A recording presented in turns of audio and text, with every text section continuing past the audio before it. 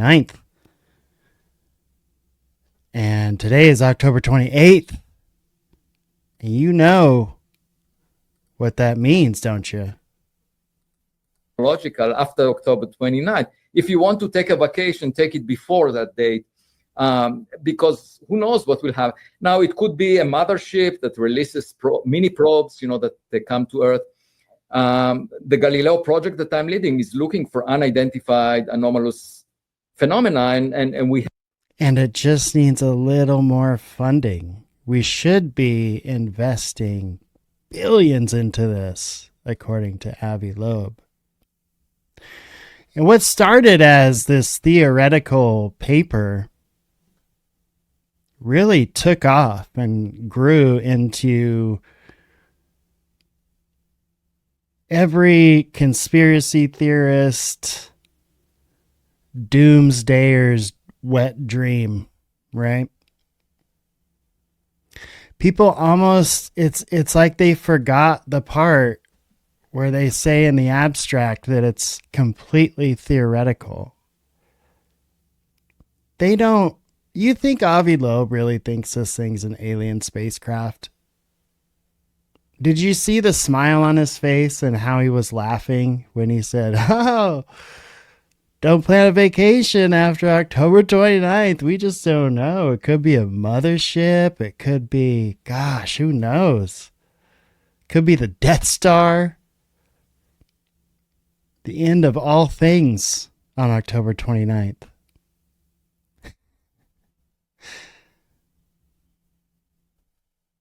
At this early stage of its passage through our solar system, 3I Atlas, the recently discovered interstellar interloper is what they call it. Because if they call it a comet, they're kind of fucked, aren't they? The chances of it actually being an alien craft are slim to none. But as an exercise, you know how you exercise your muscles to get bigger? Well, they want to exercise their brains and treat this as if it were real. Okay, let's create a reality where 3I Atlas is an alien ship. Not that we believe that. Let's theorize what we would do, how we would react, how we would respond. Things we could actually do if this were an alien ship. It is not real. They know that it's a comet or an asteroid. And Avi Loeb, being a researcher, looks at the timing. There's a lot of UFO and UAP hype going on, and has been since 2017. He got a lot of money and he got a lot of attention when he did Oumuamua. We only had, this is the third interstellar thing that we know of that we've been able to track across our skies. Think of how big the galaxy is, how big the solar system is, how big the universe is. And all the numbers that make up all of the matter and mass and everything else that's out there. We have next to no data on interstellar objects cruising through our sky. So of course, like any scientific paper, if you compare this one thing to the two other things that we have data on, anything could look crazy. Again, it's a theoretical paper. And it's not to knock Avi Loeb, but he does see this timing. He knows it's a popular topic. He knows it's essentially clickbait. Anything and everything we can get on 3i Atlas, we're trying to get right now because there's so little information out there. And that just makes it more intriguing. Why do we have we've got a couple of videos, a couple of pictures. The main spokesman that's out there talking about it seems to be Avi Loeb. Like, why doesn't NASA have a spokesperson out there getting ahead of this, telling people, like, calm down? Are people climbing into bunkers right now? I wonder how crazy it's actually gotten.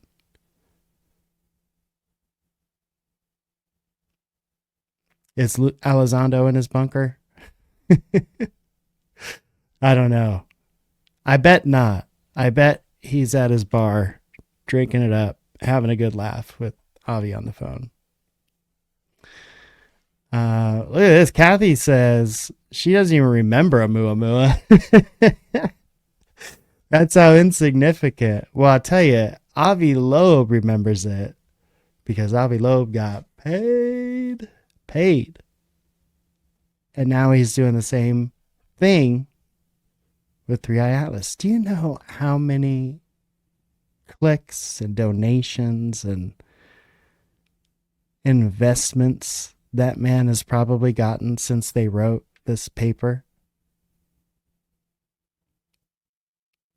He's on the news like every single day talking about this. And it's like double speak. He's speaking out of both sides of his mouth. On one side, it's just a research paper, just to see, blah, blah, blah, blah, blah. On the other side, if it's real, be afraid. The stock market's going to crash. Literally said, the stock market's going to crash if anything weird happens tonight or tomorrow. It's all going to be weird because we've never seen anything like this before. I'm just saying.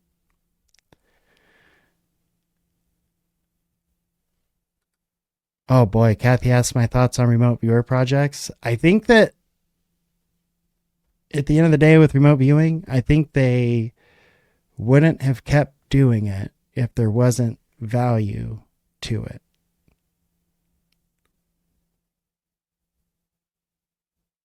I guess is the best answer I can give. Do I believe that people can actually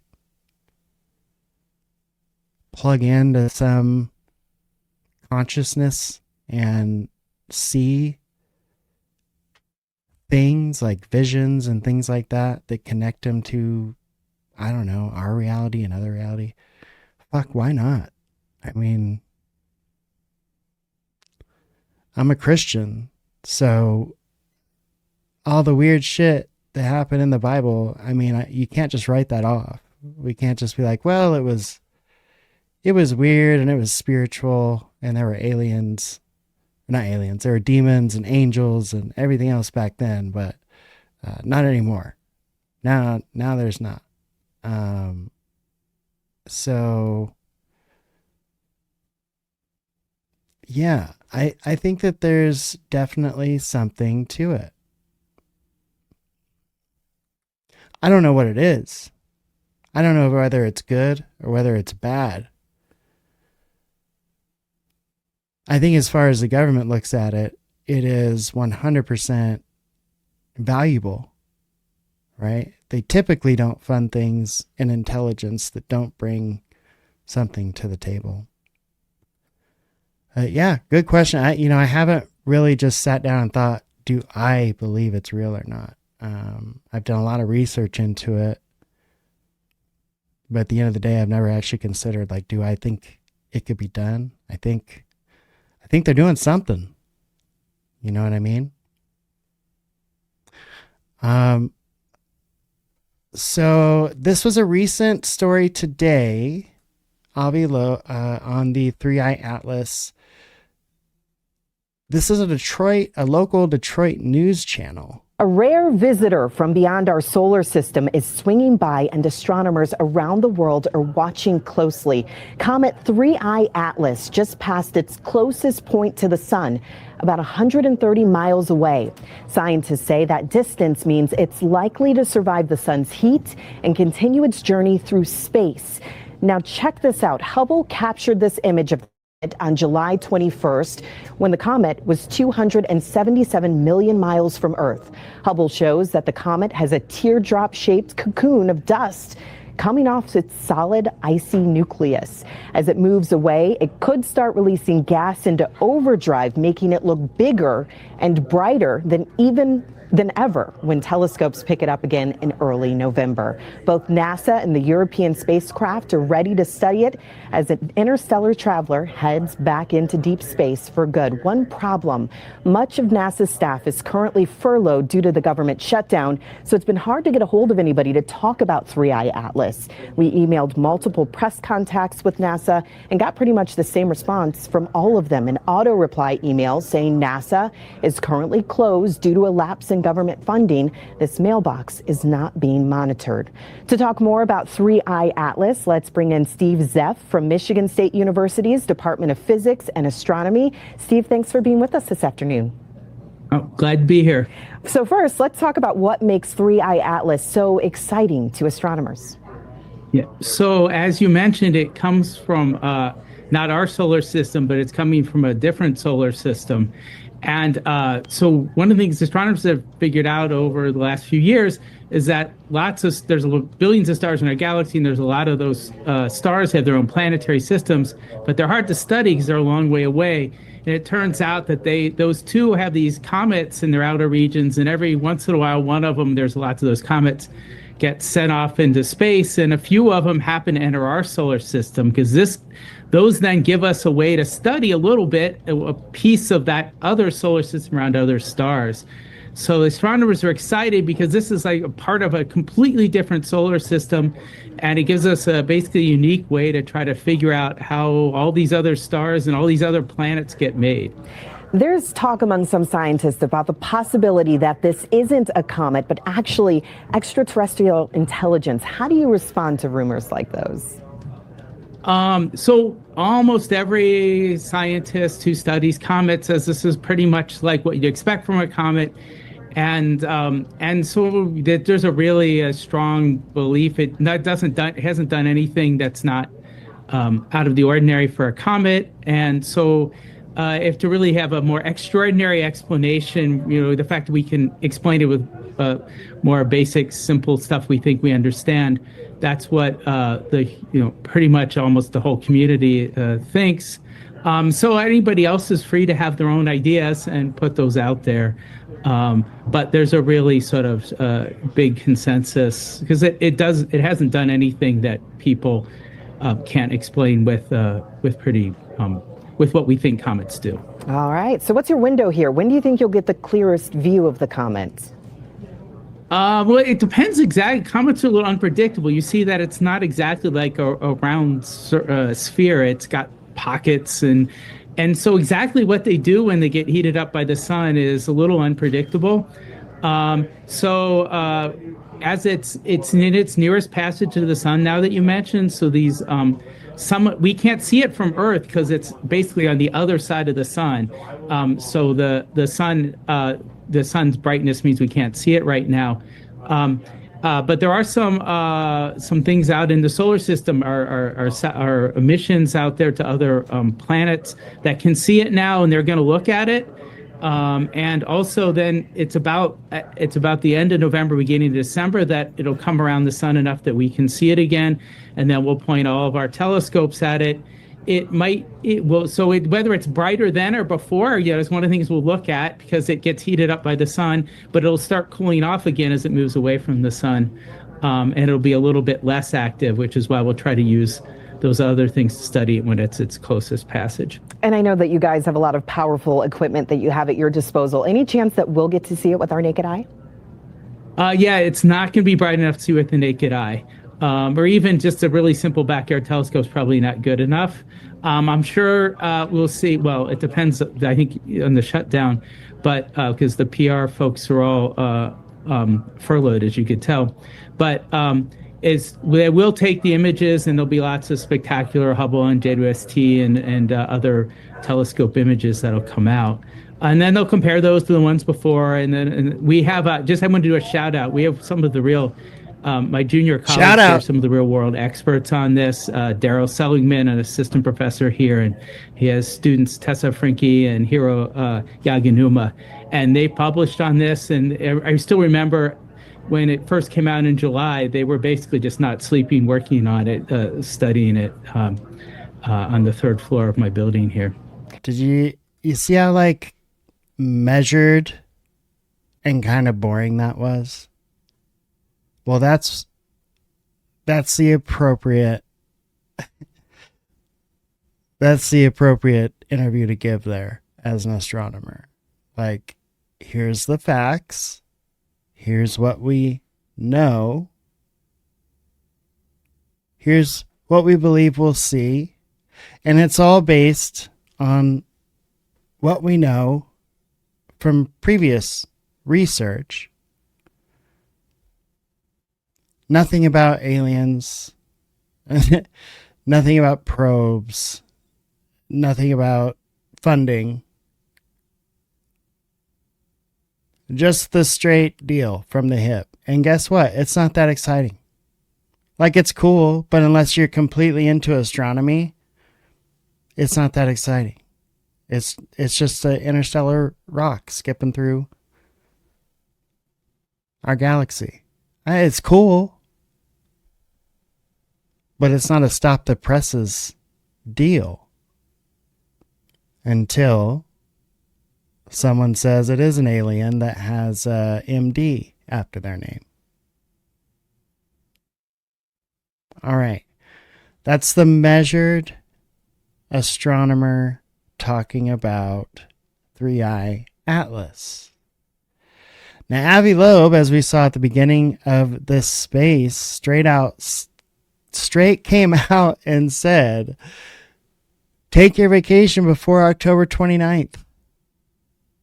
Because we don't know what's going to happen after that. So this is it, y'all. We're in the last 24 hours before alien contact, possibly, as predicted by Avi Loeb.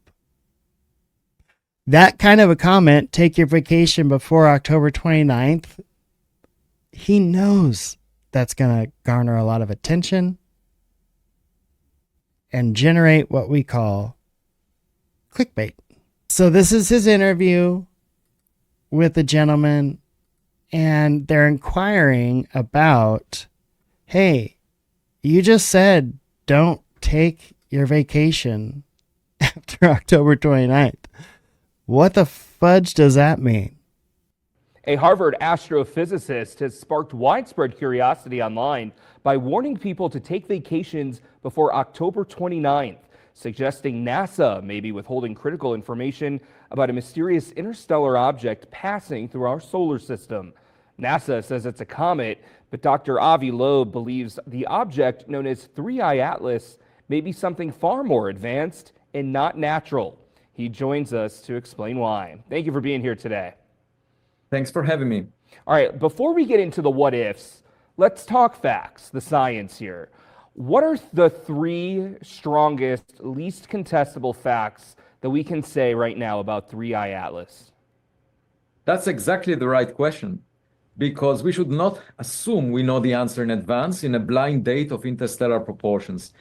So what we know is the object is fairly large, bigger than 5 kilometers in diameter. That means that it's 1,000 times more massive than the previous one from interstellar space and 1,000,000 times more massive than the first one that we discovered. This is just the third. And so that is surprising in two ways. First, we should have expected thousands of smaller objects before we see this one, and it's only the third. And second, there is not enough rocky material in interstellar space to deliver such a giant rock once per decade we would expect it to arrive once per 10,000 years or longer. And so that is the most unusual fact about it. But then it looks like its path into the solar system was aligned with the plane of the planets around the sun to within 5 degrees. And the chance of that happening at random is 1 in 500. And the timing of its arrival is also extremely fine-tuned. It arrived to the right time at the right place so as to meet Mars on October 2nd. And then it's on its path to meet Jupiter on March 16th, 2026. So that is an issue of timing. And moreover, it has an unusual composition. Very little water, 4% by mass, is seen in the plume of gas around it. And there is much more nickel than iron. And that we find in nickel alloys that are produced artificially. So the question arises as to whether the path of this object was designed by some intelligent sender out there. And the composition indicates perhaps some technological origin. So we should collect as much data as possible, even if we assign a small likelihood for it to be technological, because it could be a black swan event in the sense that it would have immense consequences for our future. Well, you've been all over the news. I've watched you on CBS Mornings, News Nation. You're going to be on Joe Rogan's podcast today. And I read that you're urging people to take vacation before October 29th, which is this Wednesday, because of 3I Atlas, which you're claiming is a potential alien ship. Is that a little dramatic? And what's the significance of that date? Can you please explain for everyone at home? He's smiling. Yeah, October 29th is when 3I Atlas gets closest to the sun. And that is usually the point where a spacecraft would maneuver because it can get gravitational assist from the sun, and we do that with our own spacecraft. So the fundamental question is whether we would see something unusual happening after October 29th. And that could include a maneuver by 3I Atlas itself, or a maneuver by any mini probes that it releases in the direction of various planets like the Earth. And I instructed my research team to check for any unusual activity near Earth in the coming months. We should do the same around Mars. Now, some people might say, well, it's probably just an icy rock. Well, in science, it's very common to be conservative and not take any risks, unless there is some implication of what we are studying to society. And in this case, the implications would be huge. And so that's why I urge getting as much data as possible so we can figure out the nature of this object. Okay, you're urging people to get as much data as possible. We understand that. But a lot of people who don't understand the scientific terminology, who aren't, very deep into this story, but they're maybe seeing headlines, seeing that you're telling people to take a vacation before October 29th, that gives like end of the world signals, doesn't it? Like, he's smirking. Do you think that that's, a little much? No, what I'm saying is it could be a potential threat of a type that we've never imagined. It could be a threat, but you think it could be a potential like apocalyptic event? Yeah, when you go on a blind date, you never know whether on the other side there is a serial. Yeah, but when you go on a blind date, you're not thinking the world's going to end. Well, the point is that we contemplate. Well, I mean, okay. Scenarios very rarely. Okay, go ahead, because just to me that seems like people will be like, okay, this guy's suggesting it could be the end of the world.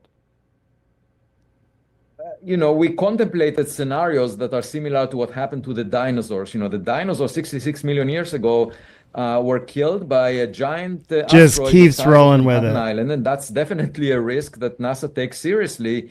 And in fact, we have survey telescopes monitoring the sky for near-Earth objects, but we've never contemplated the possibility of alien technology where the object's path cannot be forecasted. It depends on the intention.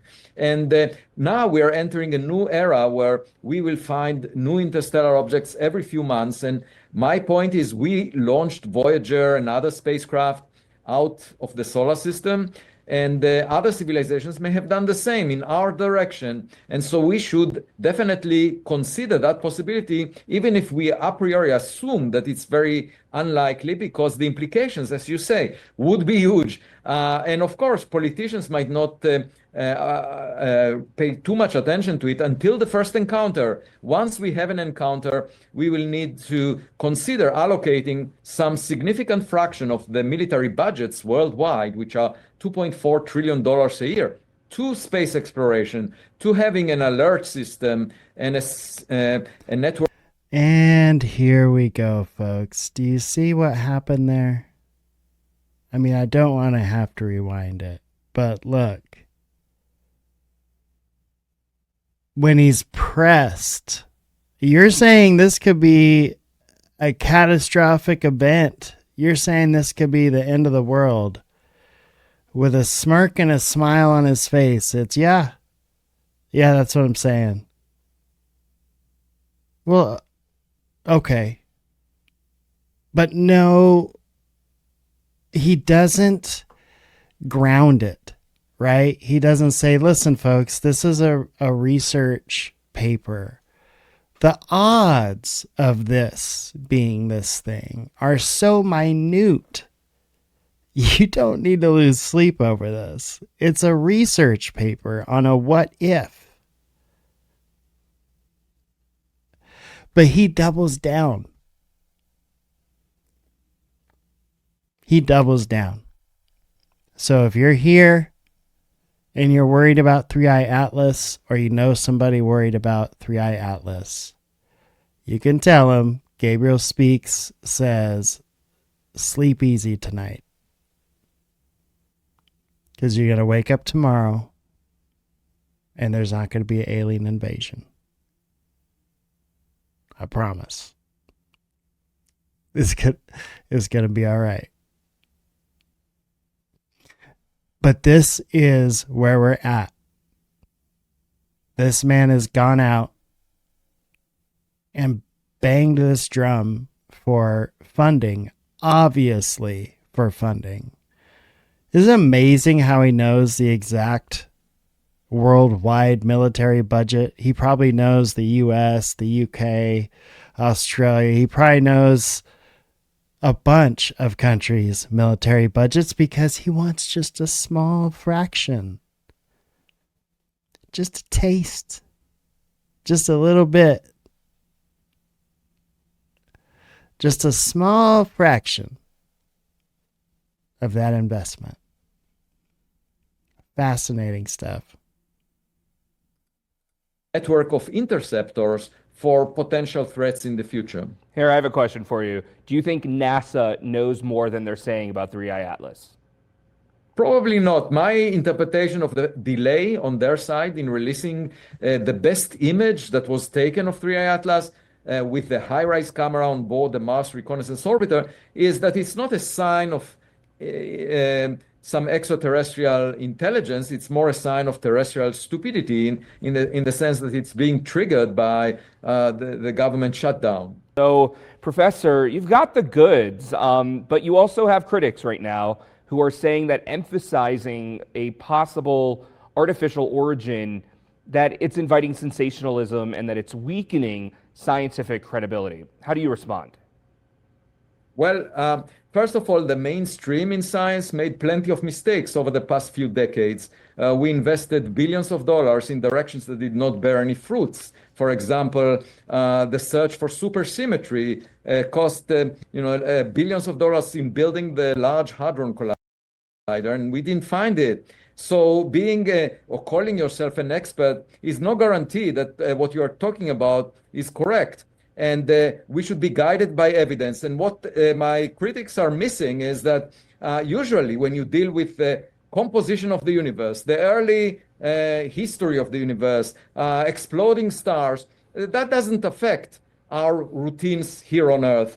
However, when you deal with a potential visitor to our backyard, that could have big influence on our future because that visitor may end at our front door and will affect us. And so it's a very different subject. And that's why intelligence agencies take seriously black swan events.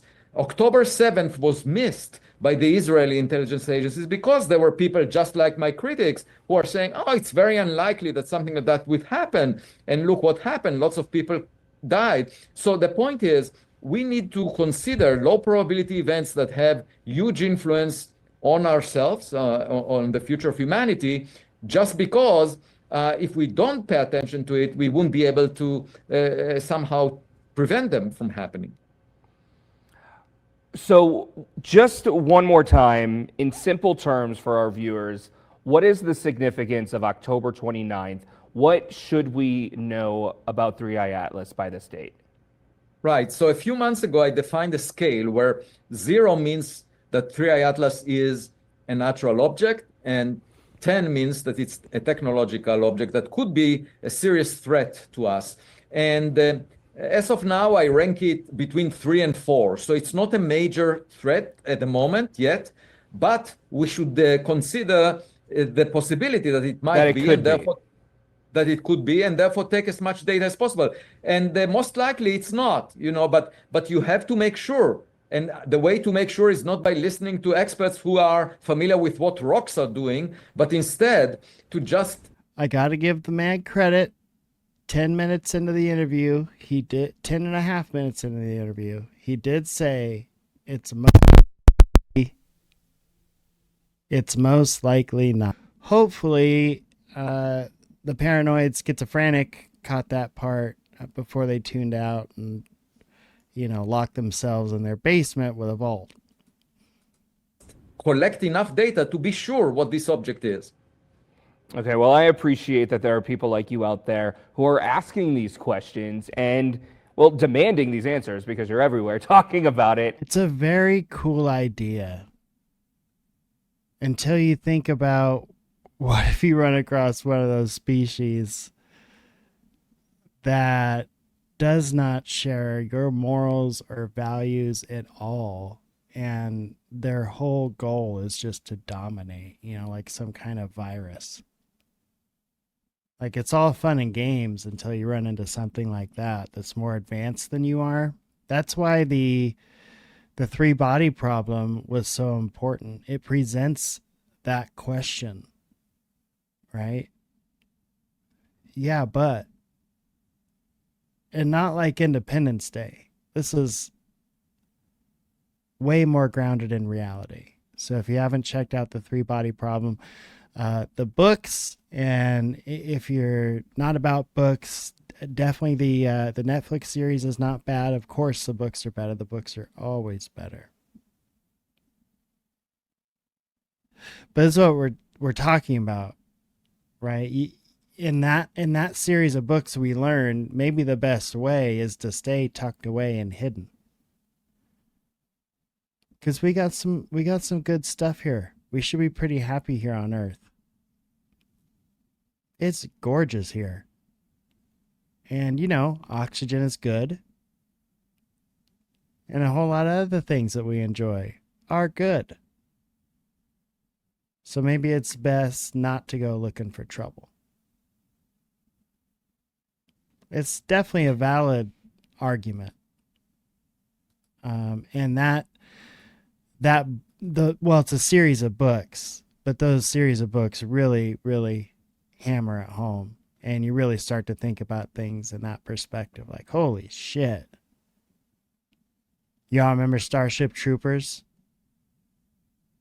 Imagine, a race like that's super aggressive, but maybe 100 million times more advanced, like they could just wipe us out by looking at us. They could just melt us with their eyes or whatever. Yeah. Might be good to stay hidden away, tucked away in our little corner of the solar system here. Avi Loeb was on Joe Rogan just a few days ago because, of course, all of the hype. Rogan's like, all right, let's bring this guy in.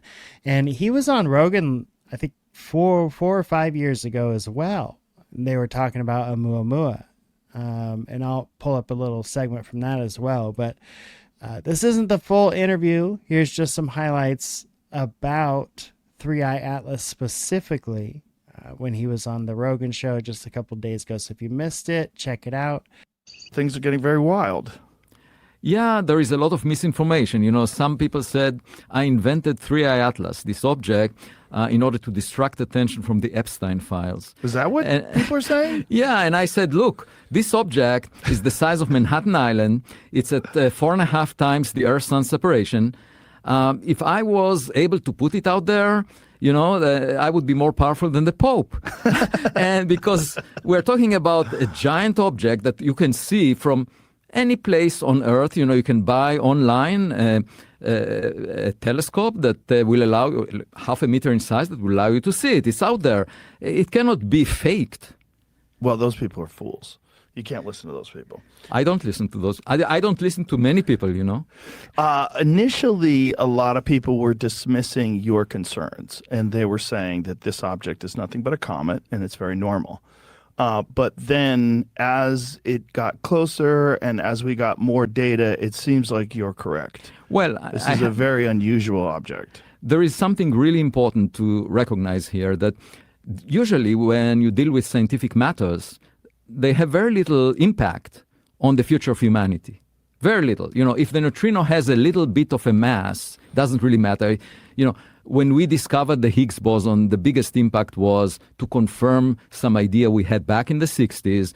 And, you know, obviously that affected, you know, those people who got the Nobel Prize. But most of us continue.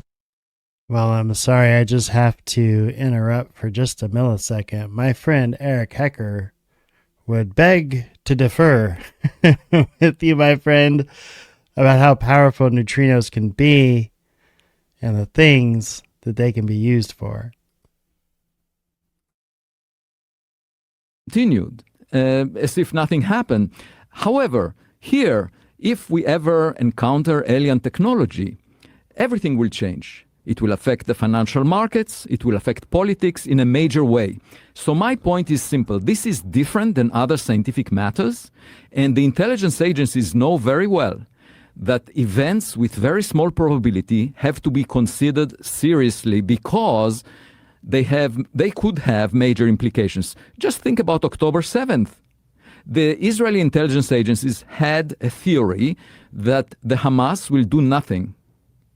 And they got data that indicated something is going on out there, but they dismissed it because of their theory. Now, because as a result of their mistake, which was clearly a blunder, a lot of people died on both sides. For that, this could have been avoided if they were to consider a black swan event, an event that you put a small probability for it happening, but you look at anomalies in the data and say, look, the implications are so huge, we have to consider it.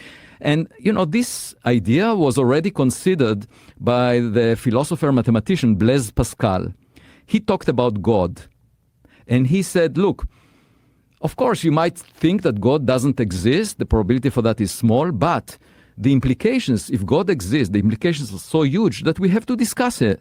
That was the argument, Pascal's wager. And the intelligence agencies know that. Believe me, the Israeli intelligence agencies will not make that mistake again. Now, here comes an object from outside the solar system, and it shows anomalies.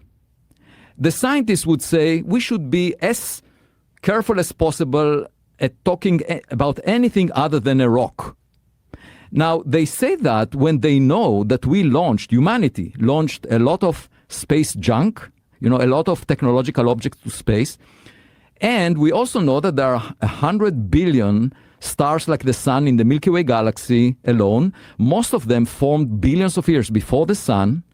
And there are billions of Earth-Sun analogs. All we need to do as responsible scientists is to check if among all the rocks that come from outside of our backyard are really rocks, or maybe one of these objects might be a tennis ball that was thrown by a neighbor. And the reason I say that is, you know, we live at our home, on Earth, next to the sun. We look around us in the cosmic street, and we see a lot of houses just like ours. There are billions of them, probably. Now, my colleagues, those scientists who think traditionally they say, well, microbes came to Earth very early, therefore they must be everywhere. So let's define our highest priority, searching for microbes on other houses in our cosmic street. So we should hedge our bets. We should invest billions of dollars on both fronts. At the moment, the scientific community is willing to allocate more than $10 billion to searching for microbes, but no recommendation is made to allocate any federal funding to the search for intelligence. And I say that is an oversight. 3I Atlas is 1 million times more massive, at least 1 million times more massive than Oumuamua. Right. And I immediately, as it was discovered, it was July 1st, and my wife asked me to go on vacation to Aruba 2 days later. And as I was going on the plane and as I arrived there, I realized, wait, that doesn't make sense, because we should have seen millions of Oumuamuas before we saw this one. It's so big. And I also realized there is not enough rocky material per unit volume in interstellar space to deliver such a giant rock into the inner solar system within a period of a decade. You would expect it at the very optimistic scenario where you package all the material into objects that are 5 kilometers in diameter. You would imagine once per 10,000 years. So I wrote immediately a scientific paper. My wife was not happy that, on our vacation, I was sitting on my computer, but I just couldn't resist it. Right. And by the way, this paper I submitted for publication. That was July 3rd or something. And then the editor said, oh, the paper is fine, but you have a concluding sentence at the end where you say, well, unless the object is smaller than estimated, maybe it was targeting the inner source. That was my solution to say, one way out of this dilemma of why is it so big is if it was targeting the inner solar system by design. And indeed, the trajectory is aligned with the plane of the planets around the sun to within 5 degrees. The chance for that at random is 1 in 500. So I had one sentence at the end of the paper saying, maybe the trajectory was designed. And the editor said, no. The paper will not get published unless you remove that sentence. So maybe the skin of this object is industrially produced. That was my suggestion. But what the authors of these papers said is maybe nature is capable of going through the same chemical pathway of producing nickel without iron as we do in our industries. So they made the conjecture that this carbonyl pathway, which is well known in the industry world, carbonyl is the pathway, the name of the pathway. They said, well, maybe this carbonyl pathway happens in nature. We have never seen it before, but that is their explanation. So that was the man on Rogan making these claims. And boy, I got to tell you, it's so I get it. They're basically saying, oh, if you shit on this, then, you're shit. So I guess I'm shit for shitting on it. But I just don't. I see more risk than reward, I guess is what I'm saying. It's like it would be like doing a research paper during the Satanic Panic that said all female teachers that are unmarried between the ages of 38 and 45 are witches. And this is why. And it laid out all these possible reasons, and let's say it gets published in ResearchGate or whatever. It gains traction in social media. And then the next thing you know, teachers are getting strung up outside of schools or whatever.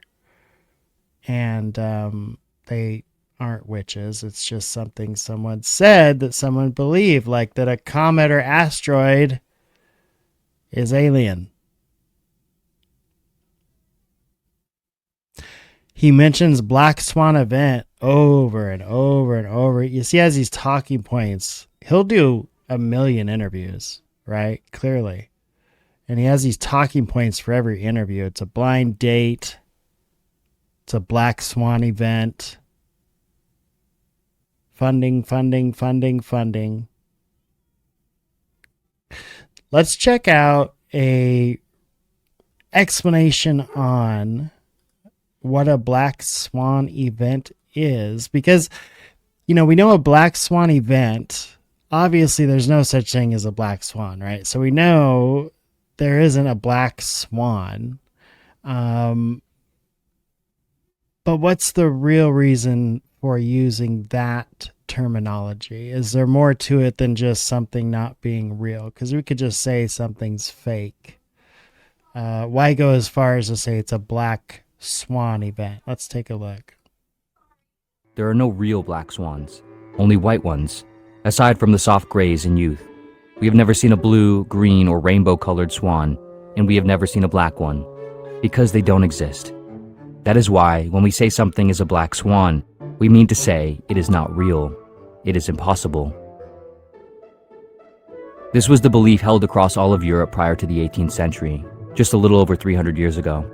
Originating from the words of the 2nd century Roman poet Juvenal, the phrase black swan was used exclusively to refer to something impossible, similar to the idiom when pigs fly.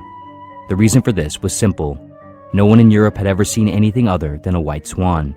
All observations and historical records reported a consistent, clear reality. Only white swans existed. The problem, of course, is that black swans do very much exist. They're not even rare in their native habitat. They've existed abundantly for a very long time. They were just unknown. Only after the year 1697, when Dutch explorers found black swans all over Australia, did this reality, or rather the comprehension of reality, change.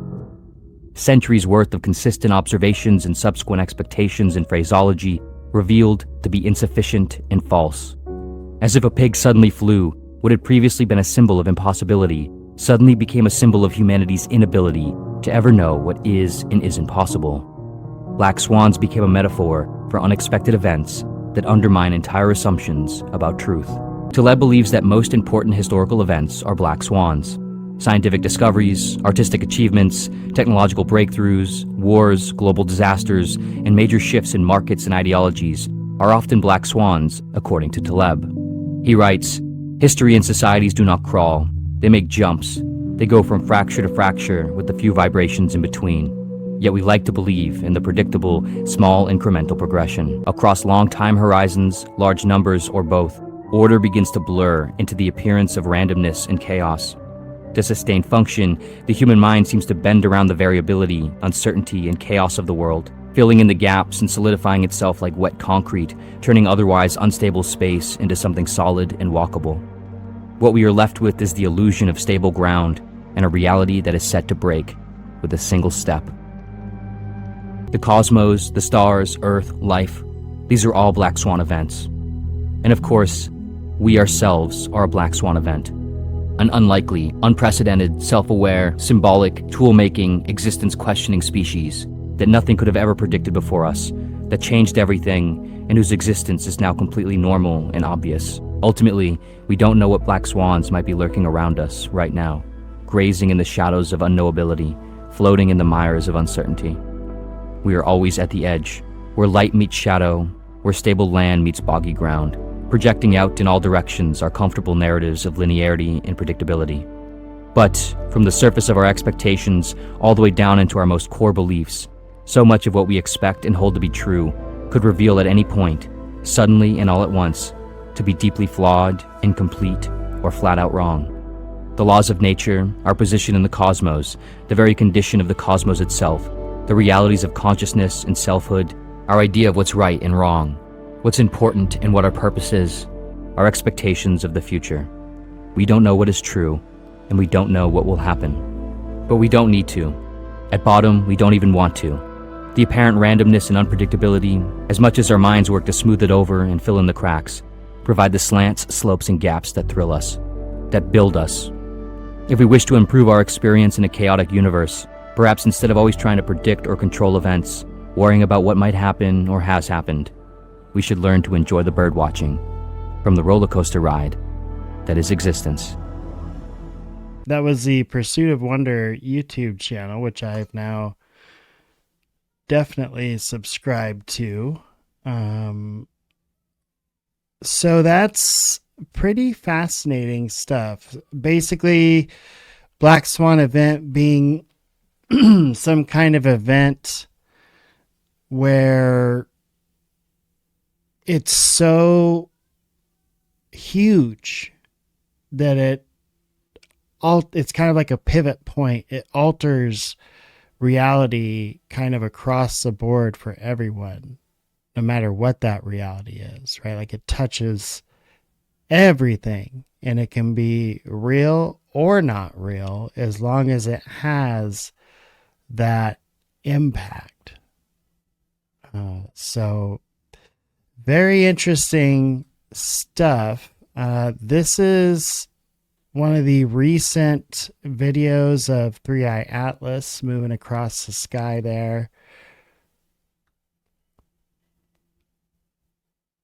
And I mean, look, I appreciate the research and I appreciate the science and asking the question, what would we do if this thing happened to be alien? The timing of it, however, is just awful.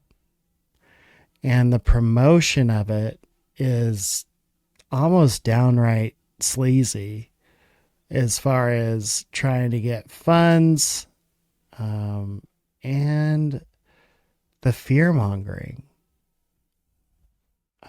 So we've heard Avi Loeb a couple times mention that October 29th date, which is tomorrow. He said one of his big time investor buddies and invests, millions, billions in the stock market, that if 3i Atlas doesn't poke on the other side of the sun like it's supposed to do, as it's projected to do, that he was going to pull all of his money out of the stock market and the stock market would crash. Now, right now, the stock market is at like record highs. So if you got a 401k, you might want to keep an eye on it over the next 24 hours, apparently, according to Avi Loeb. Again, it's just almost downright sleazy. I don't like people's fears being preyed upon. I feel like it's dirty and it's wrong, and it's like one of the worst ways to try to generate an income or generate revenue or generate funding is trying to scare people into it. I don't like it. It makes me feel gross inside. All right, that's all the time we're going to give 3i Atlas, because again, I promise tomorrow is going to be October 29th. You're going to wake up and it's going to be a regular day. It's going to be like every other day. You're going to go to work. You're going to come home. You're going to have dinner. That's it. There's not going to be any crazy event tomorrow. The end of the world is not going to happen tomorrow. We're all going to be here. Everything's going to be just fine. I'll probably have a live space going. We actually have a live space planned tomorrow night. And I don't just talk shit. I back it up. Listen, the whole family, we have tickets to Hawaii in late November for a week-long vacation. We intentionally made our plans after October 29th. And we're going to be loving it down there. Just absolutely loving it. I'll bring pics. I'll bring video. I'll make sure y'all see it after we get back. It's going to be an absolute blast. Okay. We're going to get to this paper that Max Rempel did on DNA and his theory on what DNA is, does, can do, will do, has done, It's very, very interesting, and it might indicate some type of NHI involvement. So we're going to look at the paper a little bit, and I found a great video where Max himself breaks down the video a little bit for us.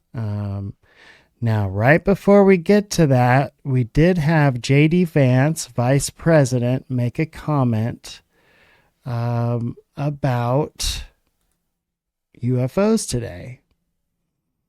He actually made a couple comments. I know one was to the effect of UFOs being like demonic or something, and then, or that it was spiritual.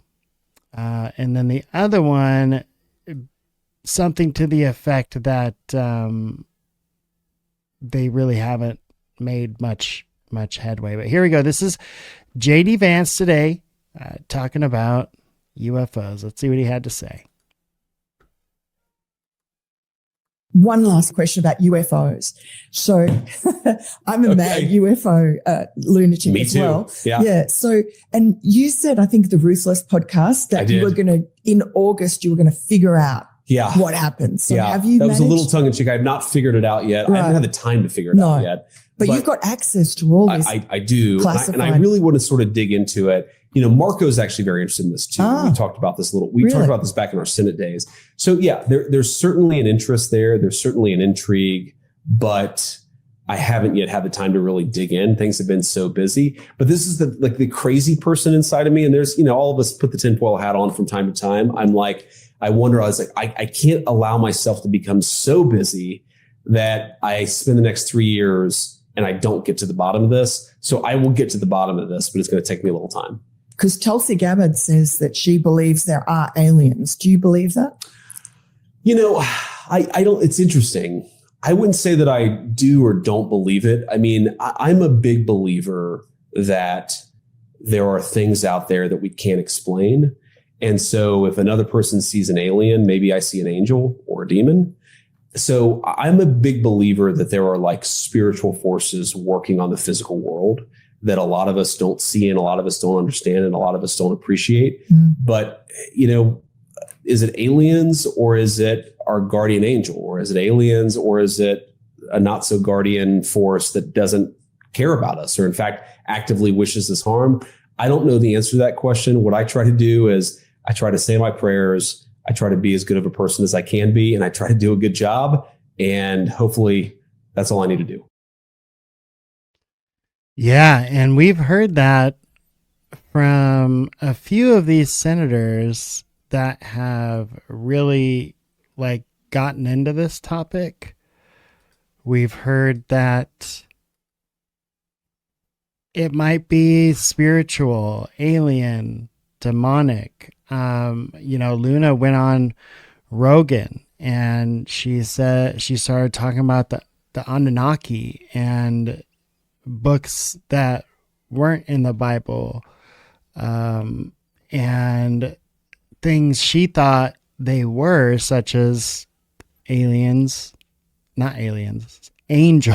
excuse me, and demons. And there's a lot of people with that theory. But what's interesting is a lot of people with access that dig into it. They can't tell us everything because of the access and the classification of some of the stuff that they get into. But a lot of them come to that conclusion that it's angels, demons, it's spiritual warfare. It's not to do with aliens. It's to do with our souls, which is a scary take, right? I would almost rather it be aliens than that. But again, believing what I believe as far as my faith goes, my faith tells me that that is going on. And so for your eyes to see something like that, maybe we just can't really comprehend it. I know the Pope, not the Pope now, but one of the previous popes, I think it was John Paul, mentioned that he thought maybe UFO, he thought, well, he did think, not maybe, he thought they were angels protecting us, and that we just don't have the comprehension to see their true form.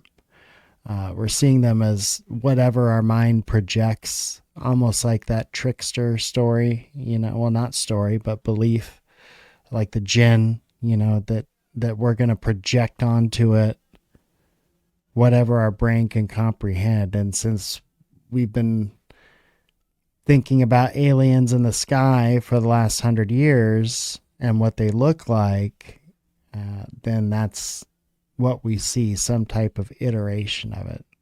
Another reason we can't really get a clear picture of them. It's a very interesting theory. It really is. So Max Rampell writes this paper. Well, he was a co-author, but he's the main author in this paper about, it's called On the Existence of the DNA Resonance Code and Its Possible Mechanistic Connection to the Neural Code. Now, does it say aliens made human DNA? No, it does not say that. But it does say DNA isn't just a code, that it might be a resonance device linking genes to the mind. DNA resonance code is basically a radical bridge between genetics and the neural code. It would imply that your genome is essentially talking to your brain. And from basically it repeats as the body's hidden bioantennas. So you have this communication going on between your neural network and your genetics. And that's why certain things get passed on through genes, like things you wouldn't expect, personality traits. It's not always just, oh, hey, you got blue eyes like your dad. Sometimes it can be, oh, you're stubborn like your dad. Like, where'd that come from? Like, you don't get taught how to be stubborn, right? It's something that's just there. It's in your genes. So these things are very fascinating. What I am super grateful for is that Dr. Rampell made a video kind of breaking down this paper himself. So I'm going to let the man do it in his own words. Here's Max Rampell, Molecular Structure Considerations for Sequence-Dependent DNA Resonances.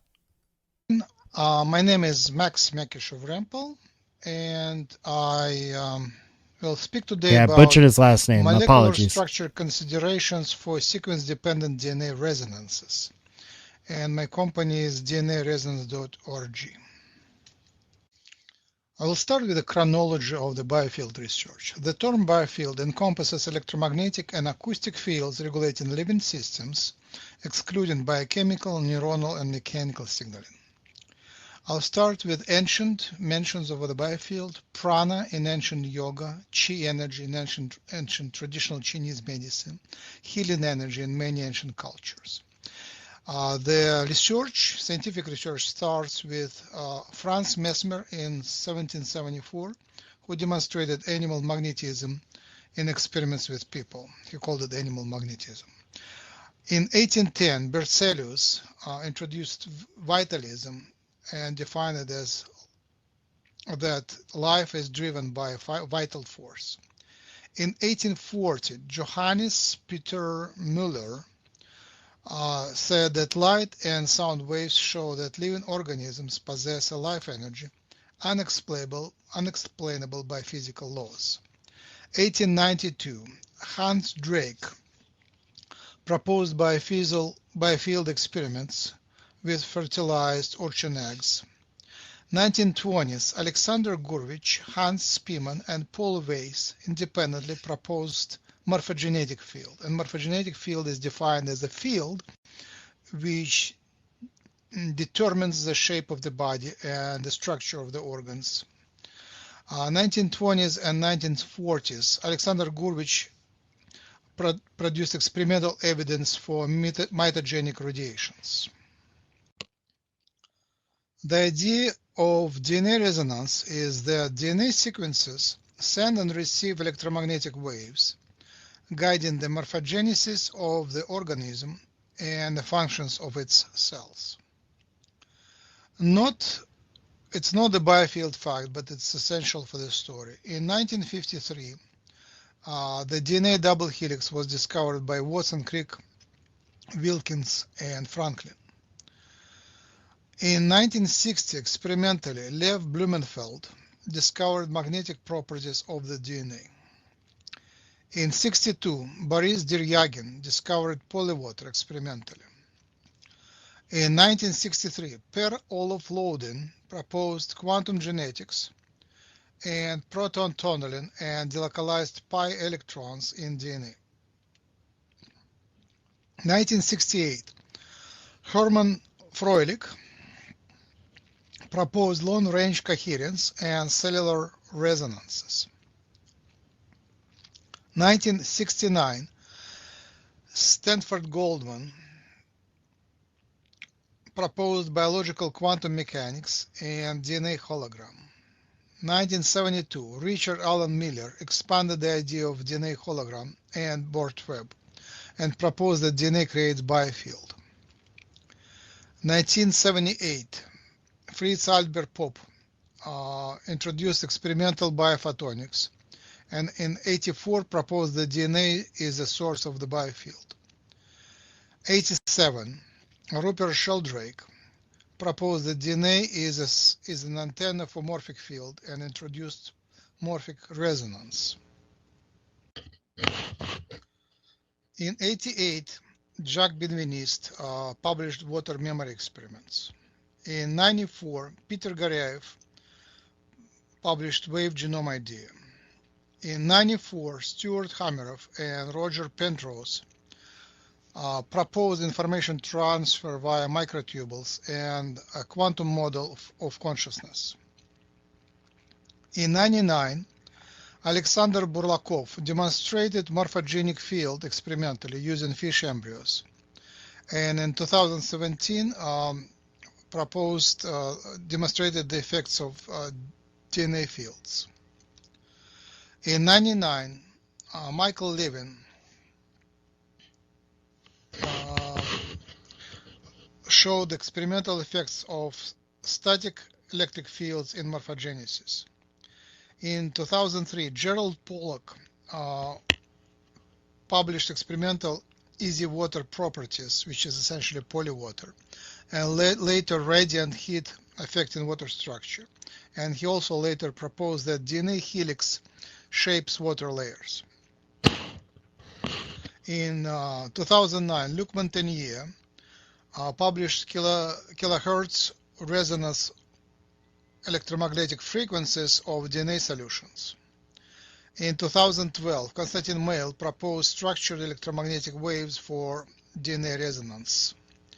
In 2018, Philip Ball proposed that radiant and diffusion heat transfers biological information via quantum entanglement.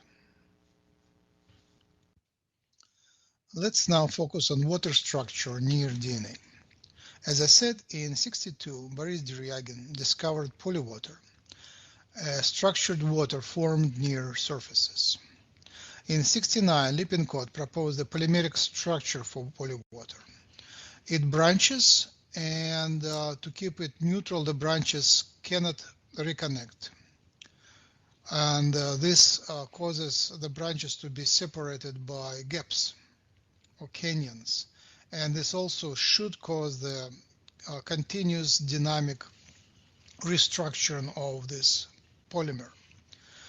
In 2013 and 2003 and 2013, Gerald Pollack studied polywater extensively. He called it easy water.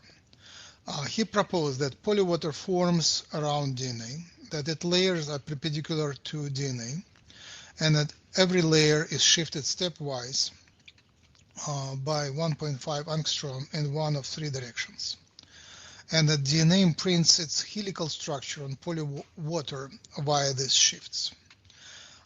In 2023, we proposed that there are two water layers, polywater layers, per every base pair in DNA. Since it is B form, base pairs are shifted depending on the sequence, and the shifts are imprinted on the polywater structure. Therefore, we propose a mechanism of imprinting DNA sequence on water structure. And here you can see identical DNA double helices, two, and these layers are shifted in three directions depending on the DNA sequence. So the structure proposed is published in 2023, and that's the reference to the structure. You can find the details of the structure. And it is in agreement with the reports on sequence-specific DNA resonance in solutions. And here are the reports by Edwards, Ichloff, Goodman, and Montagnier. And two of the reports describe microwave DNA resonances, one extra low frequencies and radio frequencies, and Montagnier describes kilohertz DNA resonances. How is it possible to test this model experimentally? An obvious, straightforward way is the micro-C method. It takes a snapshot of chromatin folding by first cross-linking the DNA and proteins, producing a soft polymer, breaking the materials into small pieces, cutting the unprotected DNA ends with micrococcal nuclease, ligating the sticking out DNA ends to each other, and sequencing the ligated pairs. We use the experimental results produced by the method by Hsaich 2016. Now, what I hope you're picking up here is, if this theory is correct, is it a demonstration of intelligent design? And if that's the case, is it intelligent design by NHI, or is it intelligent design by God? Are we just kind of decoding what God naturally did in an instant? Or has NHI come, modified our DNA, and made it so that if we face disease or other things that could wipe us out, they can modify it? Or if we need an update, mind or body, they can push an update like a wireless update. I put a link to Max's paper in the chat. I encourage you, if you're interested in this, to go download it and give it a read. And it's a tough read unless you're a very technical person. But it's very interesting because for me, it does just lead me down the road of intelligent design. Is that my bias? Or, could someone else that doesn't believe in God see this and see something completely different? Nope, that's just nature being nature, man. It's called evolution. Nothing weird about that. But it is strange if our DNA operates on a network that can be basically spoken to, updated.